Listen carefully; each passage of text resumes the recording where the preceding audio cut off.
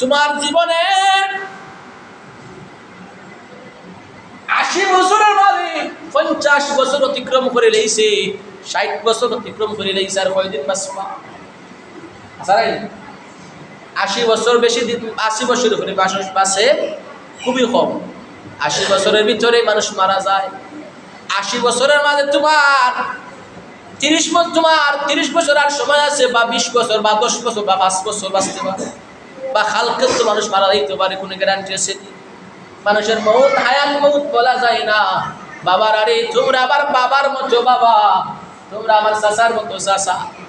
একটু বুঝি আল্লাহ, নামাজের দিকে লক্ষ্য করো, আমলের দিকে লক্ষ্য করো, ভালো কাজের দিকে লক্ষ্য করো।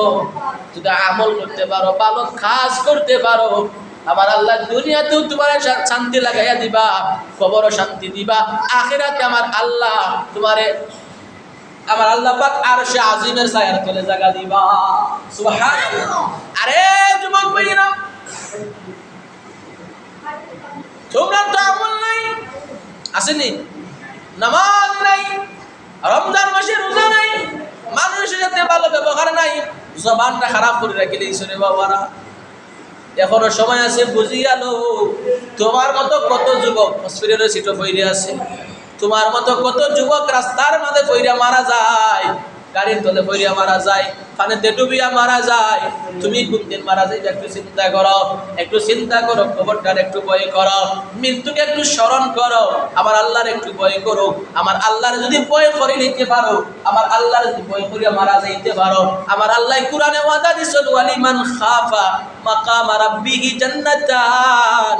যারা আমারে ডরাইয়া মারা যাবে, আমারে বই করিয়া যারা মারা যাবে, আমার ভালোবাসা নিয়ে যারা মারা যাবে, আমার হাবিবের ভালোবাসা নিয়ে যারা মারা যাবে, আমি আল্লাহ ওয়াল্লাহি আ'লাম, আমি আল্লাহ কসমকে বলি, তিনের কসম, তিনের কসম, আমি আল্লাহ যা কসম দিছি, আসমানের কসম, জমিনের কসম, আমি আল্লাহর কসম কইয়া বলি, যারা আমারে ডরাইয়া মারা যাবে, আমার নবীর ভালোবাসিয়া মারা যাবে, আমি আল্লাহ তার একটা পশম জাহান্নামের আগুনে জ্বলাইতাম না। সুবহানাল্লাহ। আমি আল্লাহ বিনিময়ে আর তারে দুইটা জান্নাতের মালিক বানায়া দিব। সুবহানাল্লাহ। আল্লাহ আমারে এত পাওয়ার দিছে, এত রহমত, এত মায়া নবীর উম্মত বানাইছেন আপনারা আমারে, কিন্তু আমি আমল করি না। রহমতের নবীর গুণগান আমার মাঝে নাই।